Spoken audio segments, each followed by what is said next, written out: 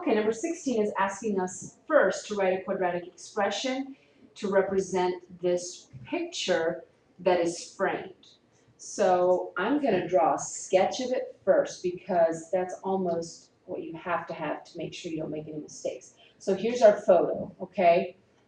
Here's our photo, and then here is our frame, okay? Now, we're going to assume that the frame has an equal width all the way around.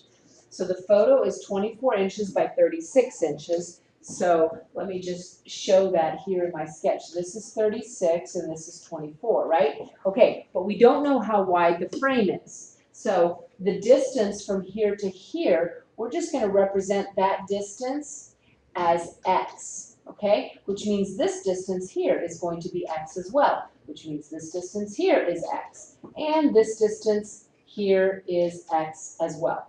So now, we have been given the total area of the photo in the frame.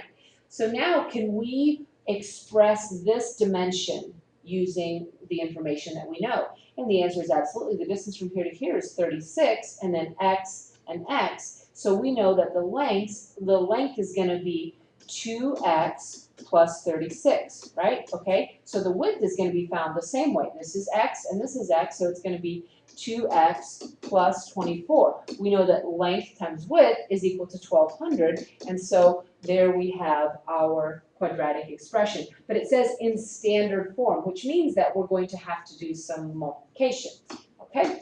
So we've got 2x times 2x, which gives us 4x squared.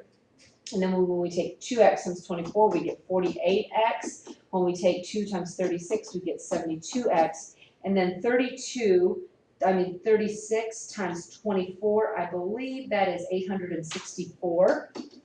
And then we have equals 1200. So we're going to have to bring that 1200 over, which, if my math is still right, we've got 4x squared plus 120x, adding these like terms, and then negative 336 equals 0. And that is in standard form.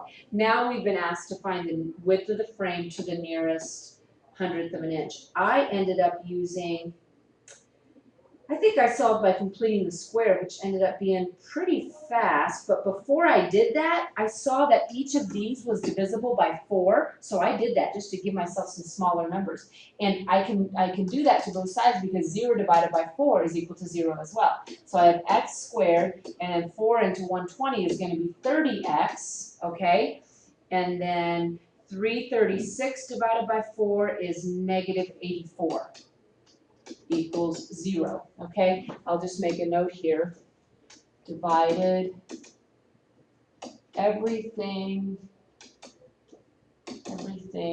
by 4. So that's kind of a easy way to make your life a little bit easier. Okay, so then we have, and actually let me just bring this up here now so it'll be easier to write to complete the square. So x squared plus 30x. I brought my 84 over here, cut this in half, that gives me x plus 15 squared. 15 I square it, that gives me 225. Add 225 to this side as well. And so now I get 309 for this. Take the square root of both sides, plus or minus. So I have x is equal to negative 15 plus or minus the square root of 309. And the rest of it you can figure out with your calculator. Don't forget to round to the nearest hundredth of an inch. Obviously, one of your answers is going to be negative. Throw out the negative answer, okay? I'm going to let you figure the rest of this out. You can finish this on your own, okay?